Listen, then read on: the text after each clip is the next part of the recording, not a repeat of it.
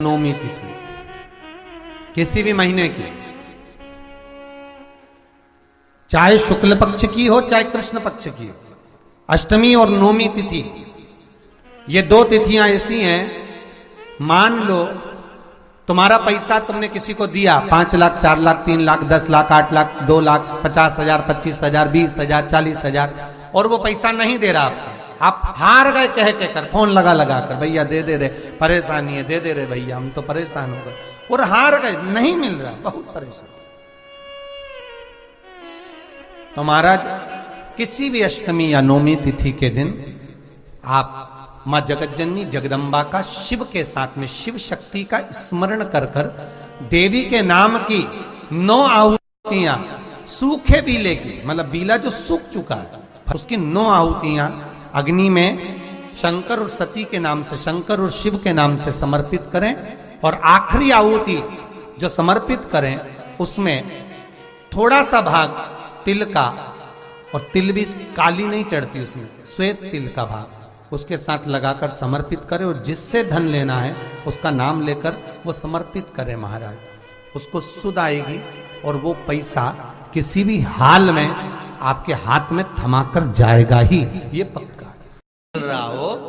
किसी व्यक्ति से कोई काम करवाना है, वो काम नहीं कर रहा, कोई फाइल आगे नहीं बढ़ रही है, कोई कार्य अटक रहा है, तो एक जल के पात्र में जल भरकर 5 बेलपत्री शिव जी को समर्पित कर कर कुंदकेश्वर महादेव का नाम लेकर एक सफेद पुष्प बेलपत्री के ऊपर जो शिव जी को चढ़ाई है उस पर समर्पित कर कर जल जो लेकर गए हो, अपनी उस कामना को कर कर कि मेरा ये कार्य अटक रहा है, ये कार्य नहीं हो रहा, कुंदकेश्वर महादेव का नाम लेकर धीरे धीरे जल की धार चढ़ाइए। और एक बात हमेशा याद रखना, फिर निवेदन कर रहे हैं, अच्छे से समझ लेना, शंकर जी पर जब जल चढ़ता है, शिव जी का जब अभिषेक होता है, शंकर जी पर जब जल चढ़ाया जाता है, दूध चढ़ाओ, जल चढ़ाओ, कुछ भी चढ़ाओ, पर एक बात का स्मरण अपने जीवन में होना कि इतने ऊपर से मत चढ़ाना कि जल चढ़े और छींटे आपके ऊपर। बहुत ध्यान दीजिएगा।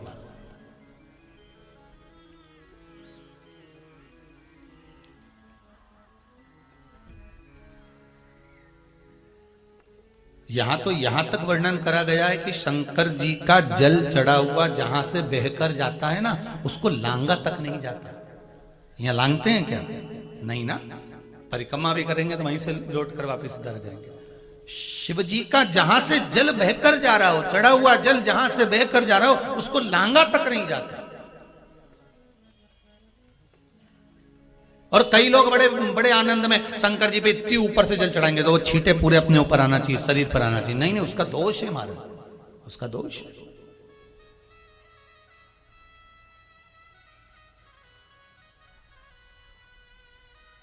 शिव जी को अगर आप जल चढ़ा रहे हो, जैसे आप भगवान को अगर जल चढ़ाओ, दूध चढ़ाओ, तो मान लो अगर जैसे एक सरल भाषा में समझ लो और अच्छे से, कि जैसे ये शिवलिंग है शंकर जी का, ये शिवलिंग है, और आप जल चढ़ा रहे हो तो इतनी ऊपर से छोड़ोगे तो पानी का छींटा तो अपने ऊपर आएगा, पर वही जल, वही दूध, वही सामग्री आप शिवलिंग से थोड़ी सी दूरी बनाकर अगर आप समर्पित करेंगे तो बाबा उसको स्वीकार भी करता है और आनंद की अनुभूति भी होती है, कार्य में सिद्धता भी आती है,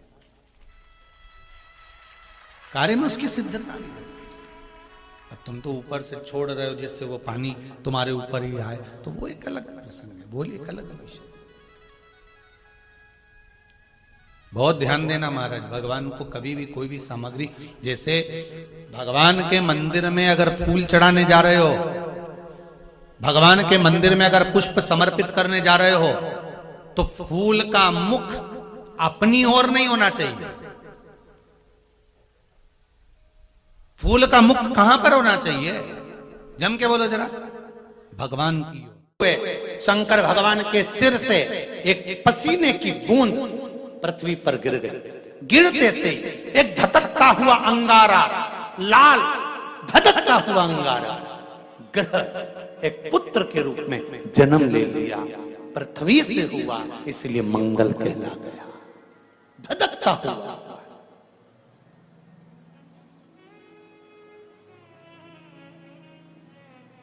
पर अंधकासुर अभी नहीं मरा है, अंधकासुर की मृत्यु अभी नहीं हुई है। हर हर महा, अंधकासुर की मृत्यु अभी नहीं हुई। धधकता हुए अंगारे के रूप में मंगल ग्रह प्रकट हो गए, जन्म ले लिए। पार्वती जी ने पूछा ये कौन है? शिव जी कहते हैं ये मेरे पुत्र के तुल्य है, क्योंकि मेरे शरीर के पसीने से उत्पन्न हुआ है, मेरे मस्तक के पसीने से पृथ्वी पर गिरने के कारण ये उत्पन्न हुआ है। इसका नाम मंगल होगा, ये ग्रह मंडल में रहेगा, देवताओं के रूप में पूजा जाएगा, पर मेरे क्रोध के कारण उत्पन्न हुआ है, इसलिए इसका ग्रह थोड़ा सा क्रूर होगा।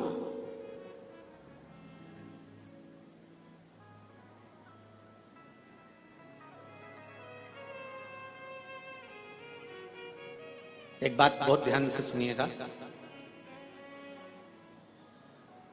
विवाह, शादी, संतान प्राप्ति, विवाह के बाद में विवाद या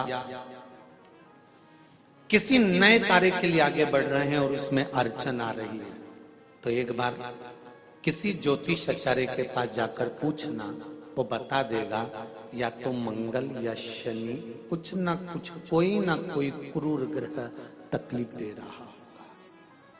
ज्योतिष आचार्य के पास जाएंगे, वो कहेगा। जितने भी ग्रह हैं, चाहे राहु हो, केतु हो, मंगल हो, शनि हो, बुध हो, भौम हो, सूर्य हो, ये सारे जो ग्रह हैं ये शंकर भगवान के शिवलिंग के पास में विराजमान है,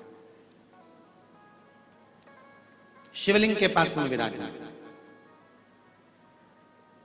कभी मौका मिल जाए, विवाह शादी में देरी हो रही हो, या कोई नया कार्य चालू कर रहे हो उसमें देरी हो रही हो, या कोई सर्विस के लिए, नौकरी के लिए जा रहे हो और वो कार्य नहीं हो रहा हो, तो एक धतूरा, केवल एक धतूरा, उस धतूरे को फोड़कर उसके अंदर का फल निकालकर उस फल को शिवलिंग पर चढ़ाकर एक लोटा जल शंकर भगवान को समर्पित कर कर आइए। दिन होना चाहिए मंगलवार। कौन सा दिन होना चाहिए? जम के बोलो जरा, मंगलवार का समर्पित करो। उसके बाद में आप विवाह के लिए अगर समर्पित करें हैं तो विवाह में देरी नहीं होगी, व्यवसाय और व्यापार के लिए या नौकरी के लिए समर्पित करें हैं तो उसमें देरी नहीं होगी। एक विदल और उत्पल नाम के दो राक्षस थे, असुर।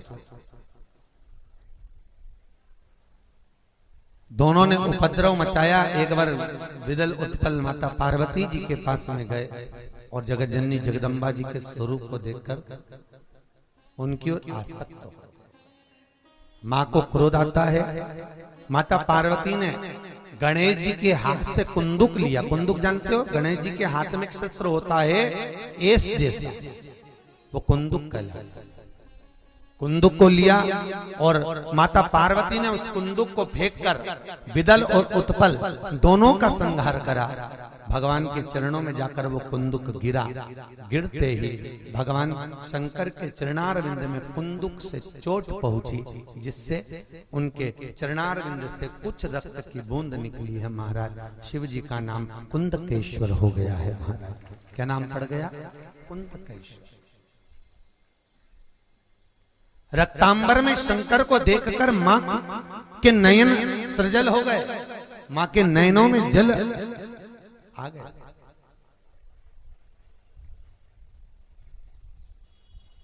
इसलिए माता पार्वती ने भगवान शंकर से वर मांगा, भोलेनाथ आज के बाद आपके शरीर पर रक्तांबर ना दे, रक्त ना दे। महाराज चंदन चढ़ेगा, अष्टगंध चढ़ेगा, हल्दी चढ़ेगा। अच्छा, कई लोग कहते हैं महाराज जी किसी किसी शास्त्र में हमने जैसे एक लाइन इसमें ही पढ़ लो, लिंगाष्टक इसमें शिव के शरीर पर मां कह रही है रक्तांबर ना दे।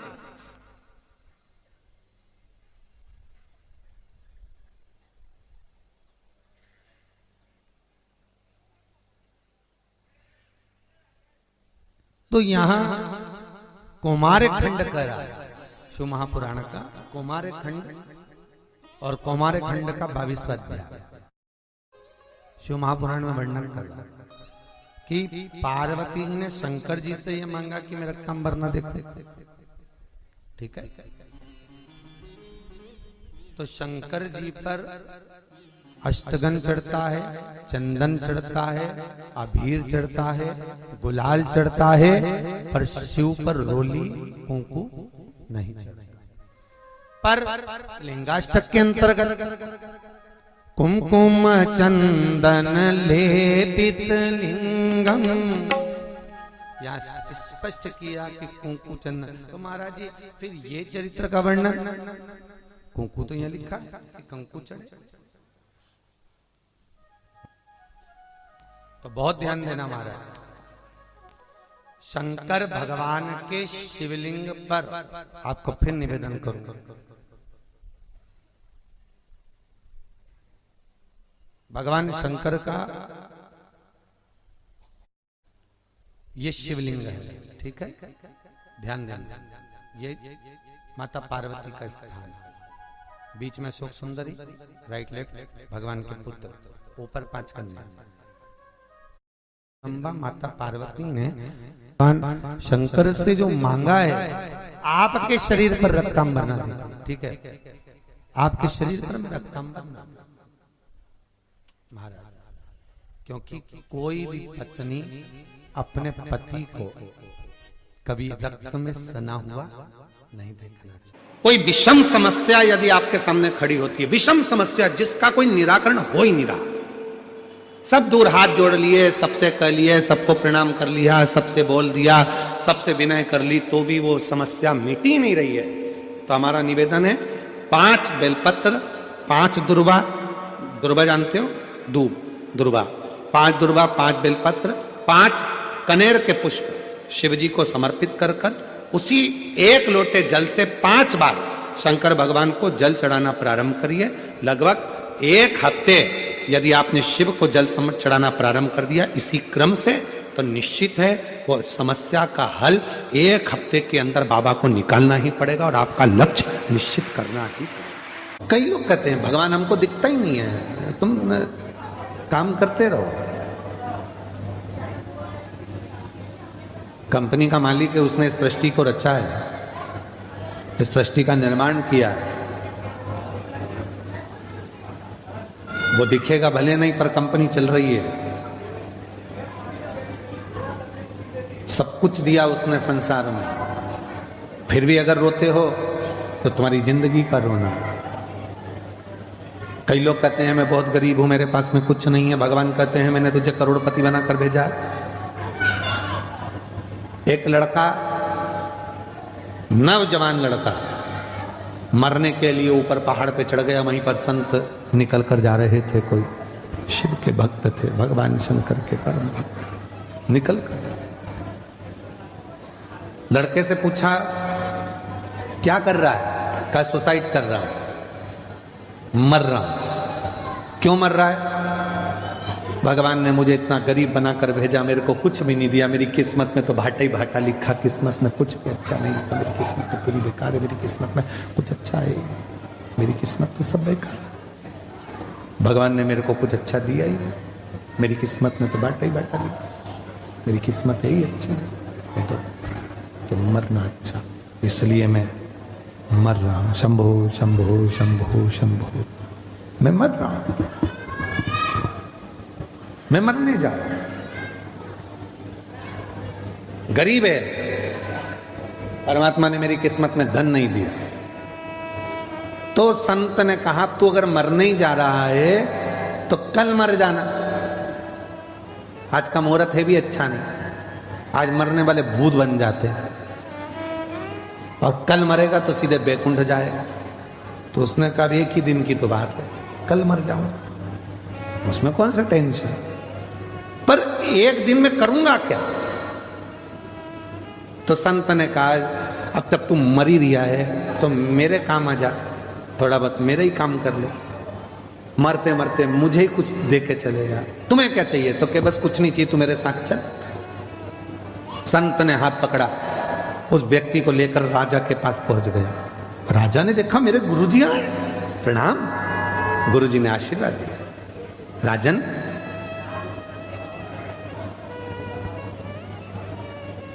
ये मरने से पहले मेरे ऊपर कृपा करना चाहता है और तू मुझ पे दया कर दे, मुझे भंडारा करना है। भंडारा करना है? हाँ, पर मैं किसी से पैसे मांग कर नहीं करूंगा। मैं इस व्यक्ति को लेके आया हूं, इसकी दोनों आंख खरीद ले। राजा कितने पैसे देगा बोलो? राजा ने कहा एक आंख का 1 लाख, 2 लाख रुपए दिए। ठीक है।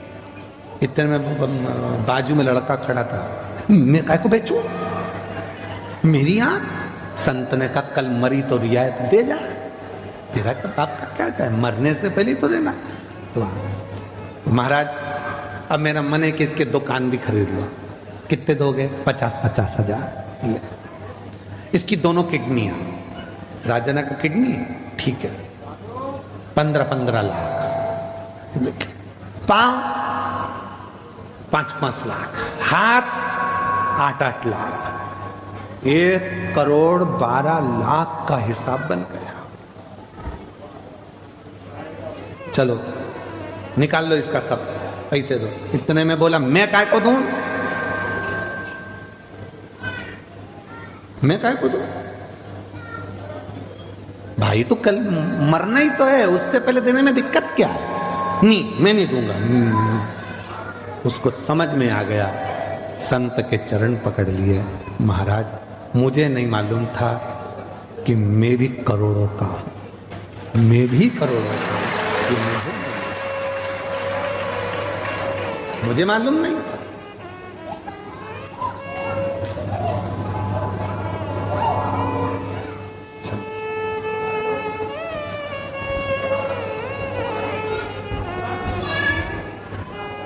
मुझे मालूम नहीं था कि मैं करोड़ों का हूं। आज मुझे मेरा ज्ञान हुआ, आज मुझे मालूम पड़ा कि मैं करोड़ों का हूं। हम अपने आप को कमजोर समझते हैं, हम अपने आप को खाली समझते हैं, हम अपनी कीमत नहीं समझ पाते।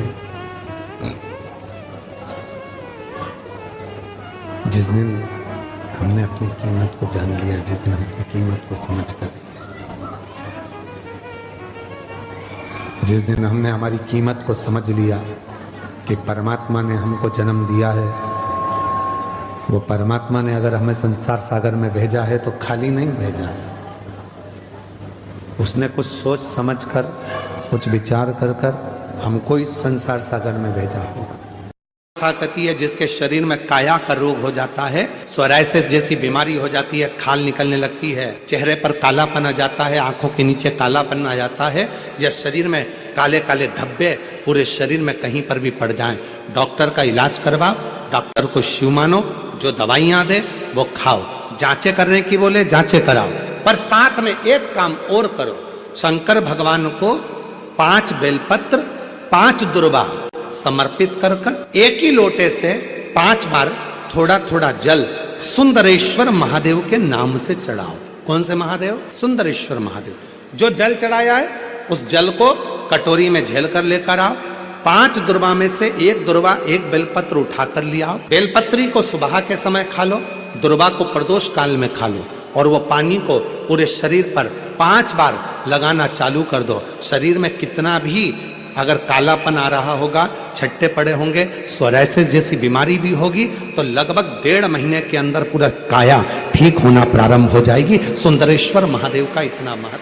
में अगर किसी का तलाक हो रहा है, छूट रहा है, संबंध खत्म हो रहा है, तो आज भी महाराज श्री हरि और हर इन दोनों का साझा कर कर, यदि नंदी से लेकर भगवान शंकर के शिवलिंग तक, नंदी से लेकर भगवान शंकर के शिवलिंग तक एक मौली जो लाल पीला धागा होता है ना, जिसको हाथ में बांधते हैं पूजन के टाइम पर, तो वो लच्छा, वो नाड़ा, वो मौली जो है, वो जो बांधने वाला है, नंदी का जो एक चरण खड़ा हुआ है, बाकी का चरण एक आगे का नीचे दबा हुआ है, पीछे का चरण भी दबा है, पर एक नंदी का चरण ऊपर है। उस चरण से लेकर भगवान शंकर के शिवलिंग तक एक सूत्र को बांधा जाए। और उस सूत्र को 7 जगह पर बेलपत्र रखकर उठा लिया जाए, और उठाने के बाद में किसी भी बेलपत्र के वृक्ष के नीचे वो 7 बेलपत्र समर्पित कर कर वो धागा लेकर 7 परिक्रमा अगर बेलपत्र की करी जाए, और जिससे संबंध टूट रहा है उसी से वापिस प्रेम बढ़ाया जाए, तो वो स्मरण कर कर अगर 7 परिक्रमा उस धागे के साथ में कर कर हाथ में अगर बांधा जाए, तो कितना भी दम लगा ले कोई व्यक्ति तलाक हो ही नहीं सकता। स्नेह बढ़ेगा ही, प्रेम बढ़ेगा ही, वो टूट नहीं सकता, उसको तोड़ा नहीं जा सकता।